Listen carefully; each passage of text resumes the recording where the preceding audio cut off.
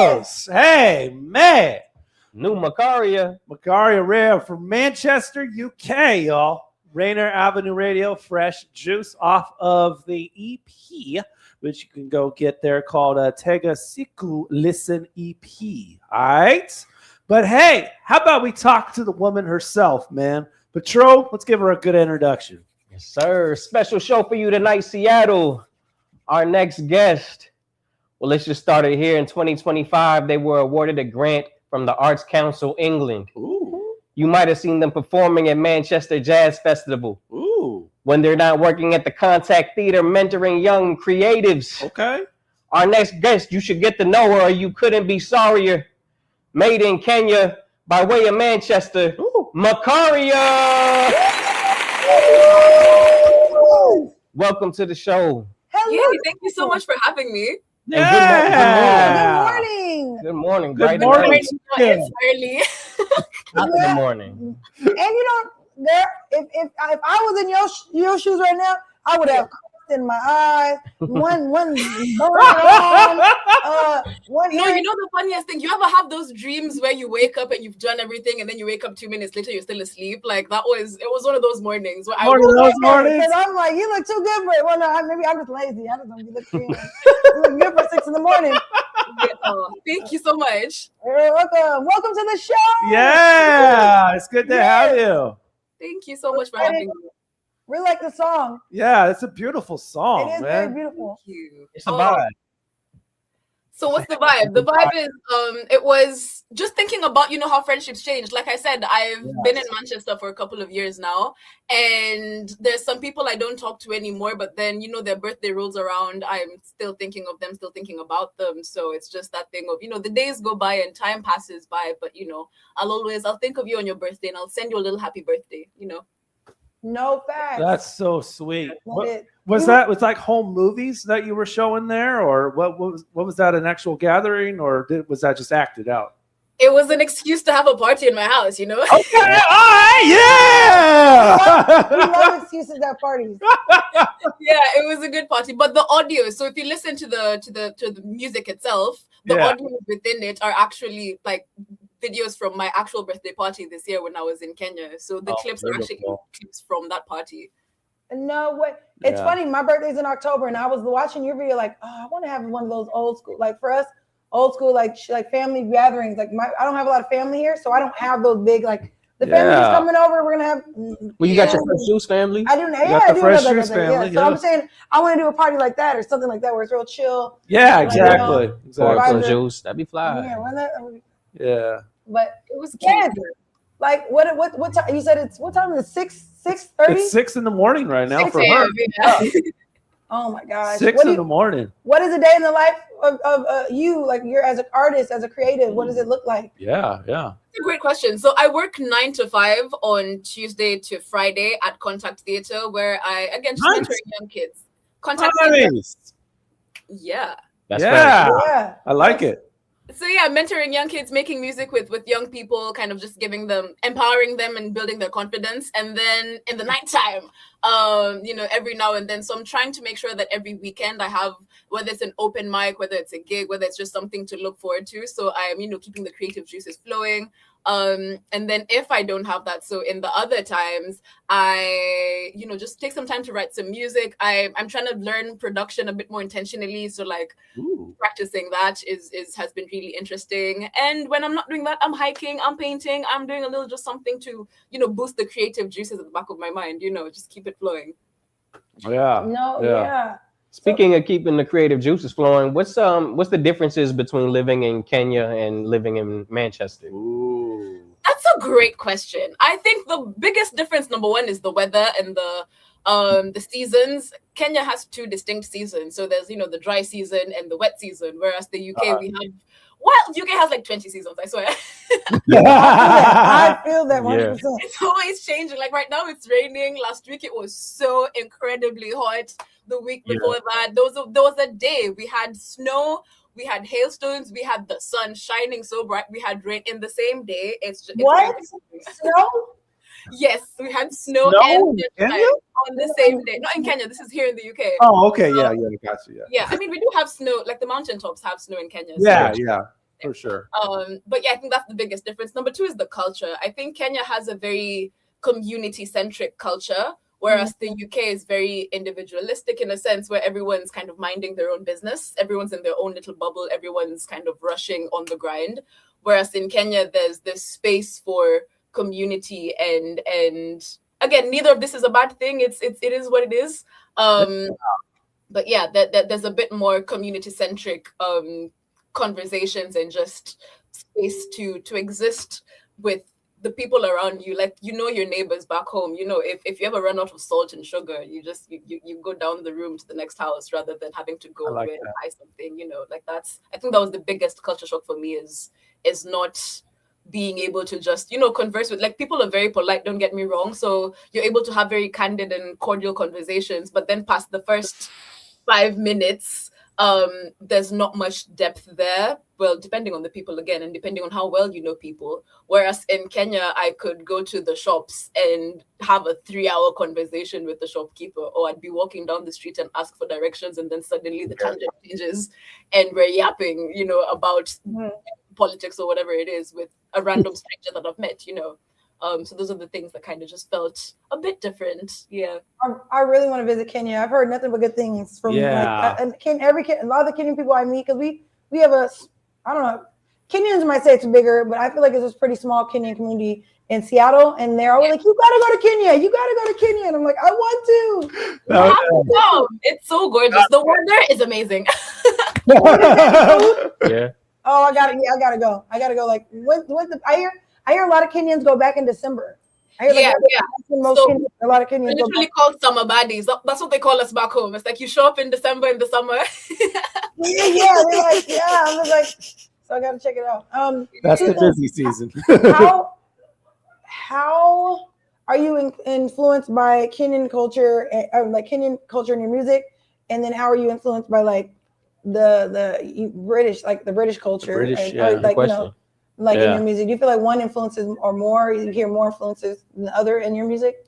I think they both play a very key part. So part of the Arts Council grant that you mentioned was me going home and discovering why I had to leave my country to love my country. That was the question I was asking. Because when I was in Kenya, I was like, I just want to get out. I'm like, I'm going to the US, I'm going to the UK, I'm going anywhere but here. But then the minute I got an opportunity here in the UK and I was here for a couple of months, I'm like, we have a gold mine back home, gold mine of culture and community. Like, there's so much gold that we don't really see when you're on the ground. So I feel like through that, I was able to see the bits and pieces of my culture back home that I really appreciate a bit more intentionally, and I'm able to use that in my music. There's, you know, this necklace, my earrings, like all these things that I took for granted when I was on the ground. But now that I'm on this side, I'm tapping into a bit more intentionally, speaking Swahili, speaking my mother tongue, which is Kikuyu. It's something that I thought was, you know, not flattering, you know, on the ground, because they teach you to aspire to these things, unfortunately. Whereas now I'm like, you know what, I'm a cultured human being. I have all these things that I get to use in my music that makes me different. You know, all these things that I thought were holding me back are actually assets to my music, assets to my life, and just they make me better, they make me amazing, they make me different, and that's a good thing, you know. So in terms of language, so like I use Swahili in my music now, which is beautiful. Yeah, thank you so much. Yeah, for sure. Do you feel like it changed? Like, were you making music back in Kenya? Were you creating music? I was writing for musical theater back home, so I wasn't writing for myself, but I was writing for a production company, and we'd write musicals about Kenyan heroes. How would you describe? Obviously, Kenya's Africa's huge, so Kenya's huge too. Yeah. What would you say are some of the major genres that you feel like are would be like, that's a Kenyan genre? Like, I know, like, obviously people don't think Afro beats, but like classical, like what instruments do you attribute to like Kenyan music? What sounds that we might hear in all different types of genres would you say is kind of like? I think the beautiful thing is that Kenya, there's so many people making such different music, like whatever vibe you want. There's like an underground, you know, disco EDM scene. There's the proper like Amapiano people. There's the people doing R&B. Like literally every genre you can imagine, there's a person doing it in Kenya, which I think is so special. Like there's a rock band doing really big things. In terms of the traditional folk sound, again, every community has very different folk traditions. So we have about 42 different language groups in Kenya, language communities. So each of these people have very different things that influence them. So we have our traditional instruments, we have traditional stringed instruments, traditional percussion that people, I am really grateful right now that people are leaning into it a bit more. So you'll hear people in their R&B songs, in their hip hop songs, they're sampling lots of the folk instruments and sampling lots of folk traditions. So I think the thing that maybe makes it different is the language as well. So people are singing in their mother tongue, people are singing in Swahili, which is really beautiful to see. So that's the thing that stands out. So it's the same genres, but like a little bit of language here, a little bit of instruments there. Wow, that's really cool. Who are some Kenyan artists that you're inspired by that we might not know over in the US or things like that? You would tell you. Serro has been a really big influence to me at the moment. So Serro makes amazing music. She's a really great storyteller. We have a lady called Barbara Wangoi, who, if is anyone into musical theater, have you heard of Epic the Musical? No. I don't believe so. But yeah, no, she's the voice of Calypso in Epic. Yeah, which is really wait, what's a Calypso on where?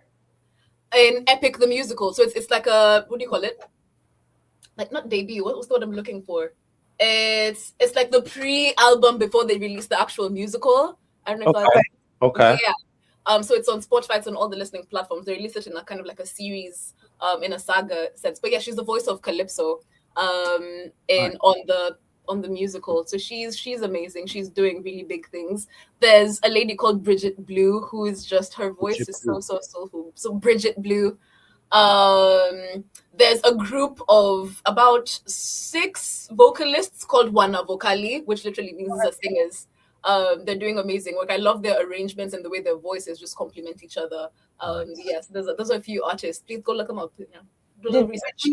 Did you grow up around, like, do you have a musical family, or are you like one of few or one of many as far as what you grew up like in your family or your friends? Or you? I grew up in a very musical household. So my dad did music to like the top level in high school. And then unfortunately back in the time, like music wasn't really a viable career. So he did have to like, get a real job. But he really did nurture it within us. So my brother, same thing. So followed the same path, went to the same high school, did the same musical activities, was so amazing, so good. And after high school, he ended up touring the country playing saxophone, which was amazing. So he did that for a year. And then, the year ended, he's like, been there, done that, got the t-shirt, and then now he's doing IT. He's like, I'm going with IT.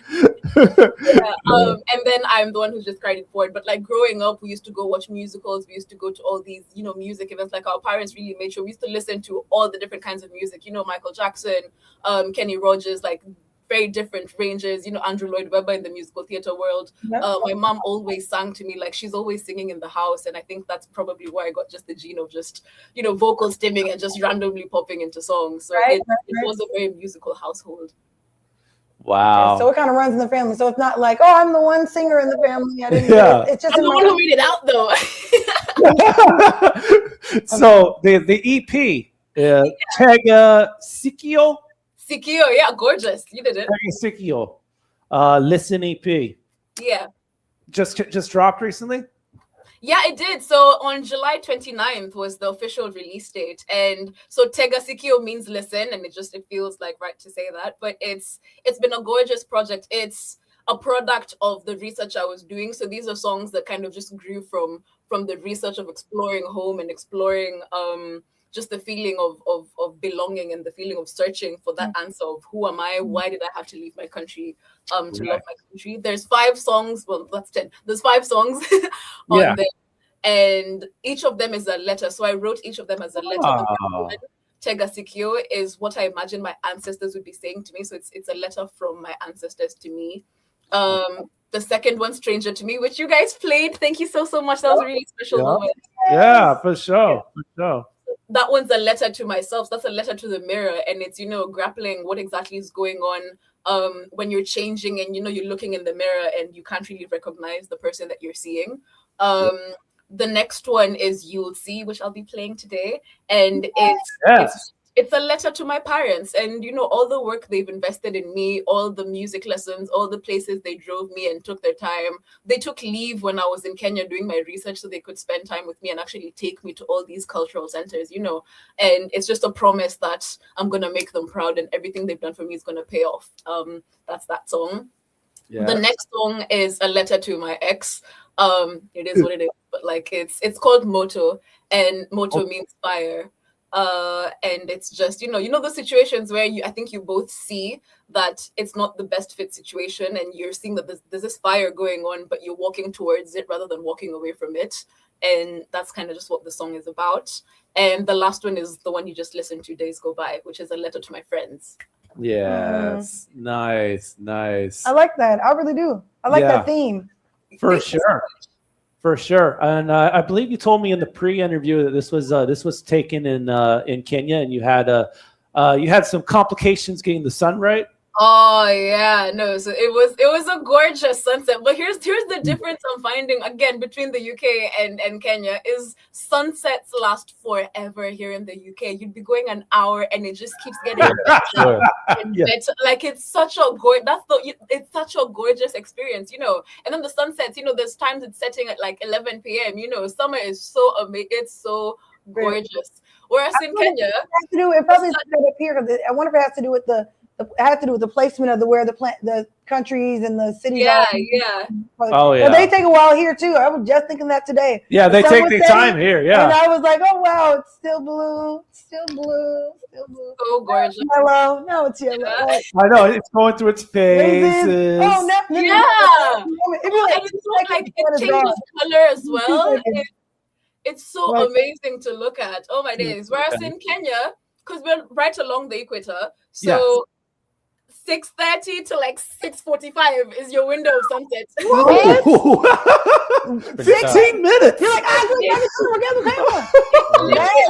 So like we got to this garden and we're like, okay, we have 3 outfits we need to do. We need to like Oh, so it's crazy. Wait. You're literally chasing a that sunset. year round, or that just like that year round? That's how Year round, yeah. So every single day of the year, the sun rises at 6:30 and sets at 6:30 consistently. Like it's amazing to see, honestly, because it's something you don't realize is weird until you get here, and it's like, oh yeah, it's consistent.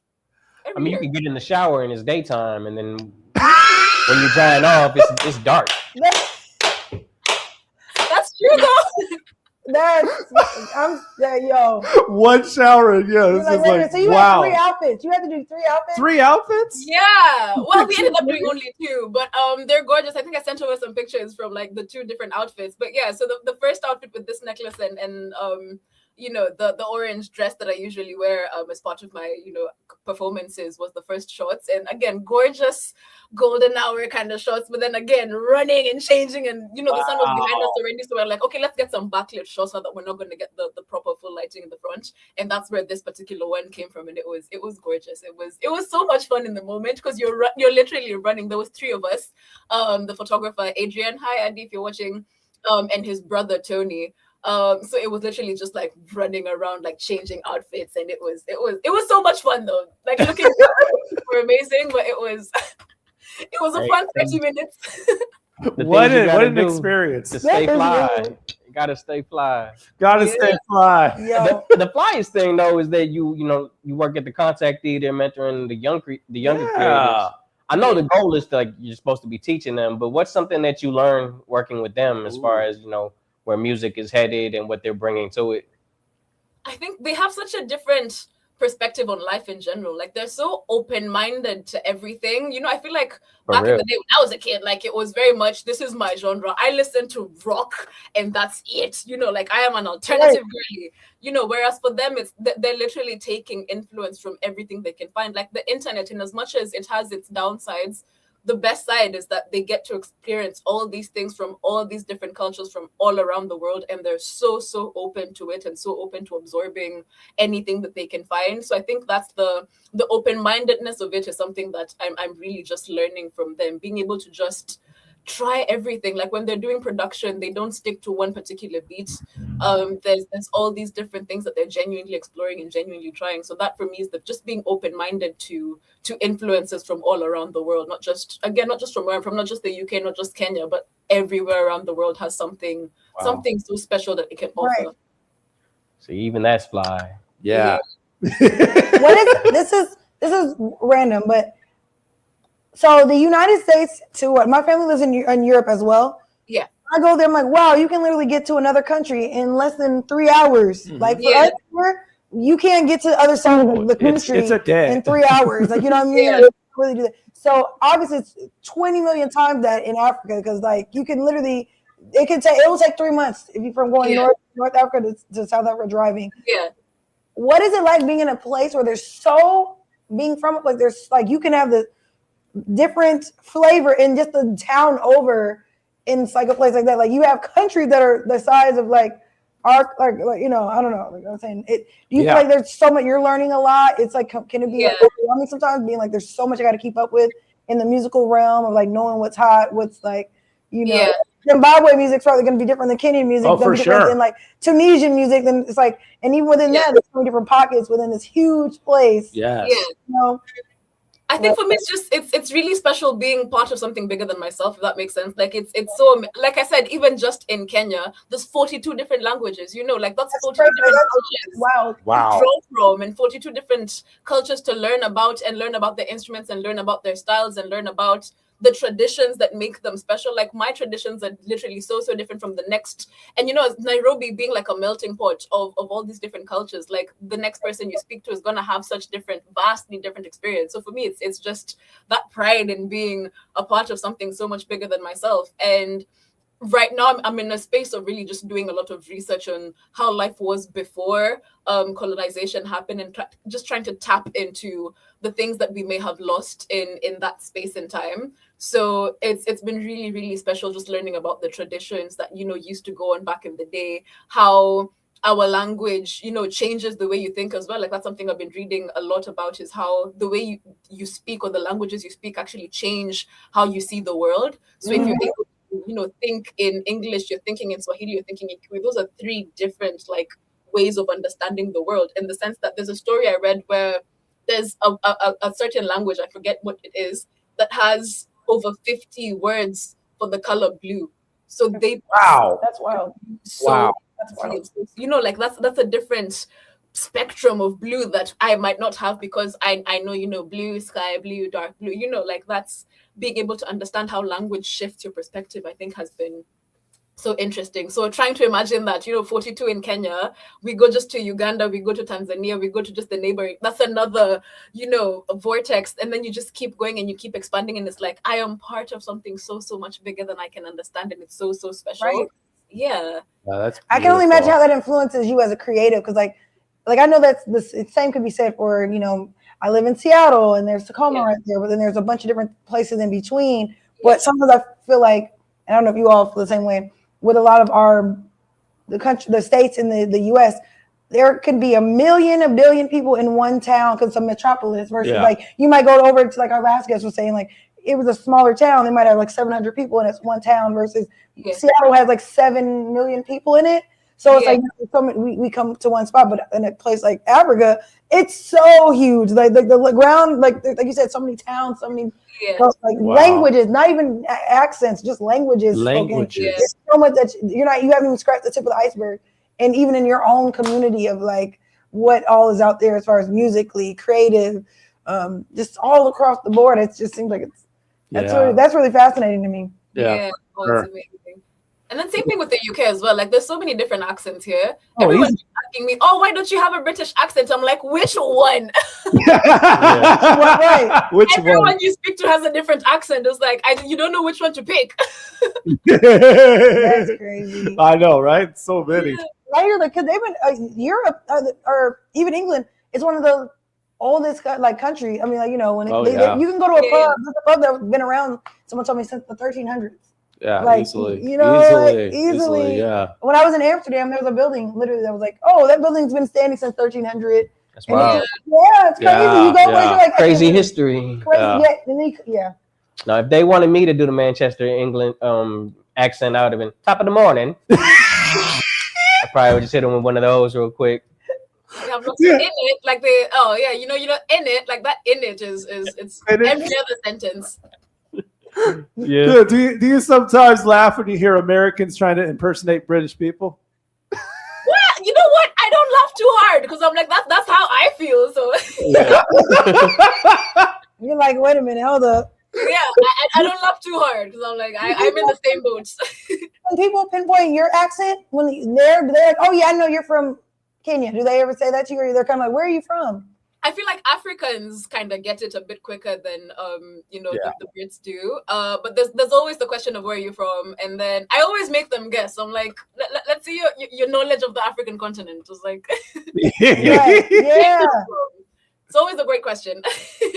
So, question for me: your name, is it your birth name, or is it your artist name, or is it like? It's my surname, so it's actually Macharia. I was gonna say, yeah, so it's Macharia. Macharia. My bad. No, you're fine. You're fine. I was like, but yeah, so it's my surname, which is my dad's name, and I think it's so special that I get to carry on his legacy just by carrying his name with me. So yeah, Macharia is lie. so it's Macharia, like the S is C. It's like, I mean, the CH is like an S. Yes, yeah. Okay. Like a Chanel. Do you like the UK music scene versus like compared to like the way that they do, the opportunities you're experiencing in the UK versus the opportunities you get in Kenya? I'm just curious if there's.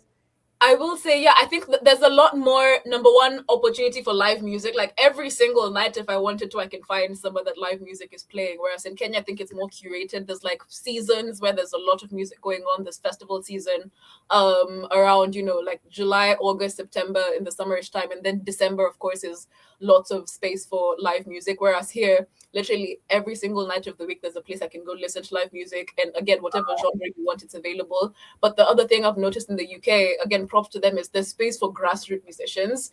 Yeah. So for me, I came from Kenya not knowing anyone, not having anything to my name here in the UK. And I've been able to slowly build myself up because, you get to go for these open mics. There's these jam sessions where you meet other musicians. There's like studio sessions. You get to meet all these other producers and people in the space. Like there's a lot of opportunity for grassroots musicians to grow here in the UK. And I think that's something that they're doing really well and they should keep up. It's sad to see that some grassroots venues are closing just because of funding, but it's so important. Like that's something that I think, again, they don't see the gold mine that they have because they're in it, but it's something that's not too common everywhere else. Like just the fact that you get to perform where no one knows your name, and it's you get to grow in your craft as a performer, as a singer, as a person. It's so special. Wow. Well, it's been special, really special speaking with you tonight for us, morning for you. But any final words you have for us before we move on? Number one, just thank you for having me, and thank you, like I said, for being a part of my journey. I think it's this is genuinely the first, proper radio show in Seattle in the US. Actually, no, international radio show that I've been on, which is yeah. Don't forget about I get to say that, Don't forget about the back. I get to say that I was on Fresh Juice. I get to say that I talked to you guys. Like, thank you for being a part of my journey, and thank you for finding my music as well. Like, that was a really special email to get in the middle of the day. I was just like, hey, your song has been found and is being played. Like, it's amazing to know that it's crossing borders. Like it's not just here in the UK, it's not just in Kenya. Like it's amazing to know that it's making a difference to people like you. So thank you so much for being a part of my journey, and I think it's also special that you get to be the first. Thank you. We appreciate you getting up bright and early to join us and give us an interview. Thank you. Of course. I went straight back to bed. It's right back to bed. Okay, I know that's right. And we definitely look forward to hearing more. Of course, yeah. I'll send it all your way. Let me know your thoughts, in the comments. Anyone listening? Hey, but then even just the three of you, like actually when you listen to it, just send me your thoughts. And yeah, we'll have a little chat about that. Well, we hope that we can be your first in-person interview in the States. International. That would be amazing. Oh, that would be so. Give me like a year, so let me save up some money. All right. We'll hold you to it. Okay. Mark the dates. Okay. Mark it in, lock it in. Okay. All right, y'all. Thank you to Macharia for joining us live, man. Thank you so much. All right. Well, we got to keep it moving on. Be right back, y'all. So keep it locked. Fresh Juice, Rainier Avenue.